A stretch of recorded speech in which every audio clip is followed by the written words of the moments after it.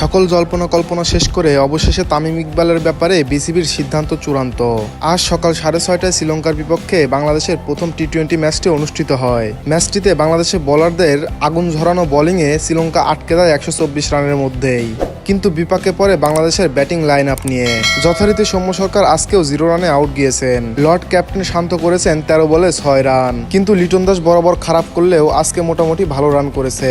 তাই বিসিবি থেকে সিদ্ধান্ত চূড়ান্ত করা হয়েছে যে শান্ত এবং সৌম্যকে দল থেকে বের করে দিয়ে তামিমকে দলে ফেরানো হবে এবং তামিম দলে ফিরে ওপেনিং করবে এবং ক্যাপ্টেন্সি করবে। তবে এই বিষয়ে এখনো তামিমের মতামত জানা যায়নি। তবে আশা করা যায় তামিম তার রাগ অভিমান ভুলে বিসিবির সিদ্ধান্তে সম্মতি জানাবে এবং যুক্তরাষ্ট্রে দেশের জন্য আবারও খেলতে আসবে।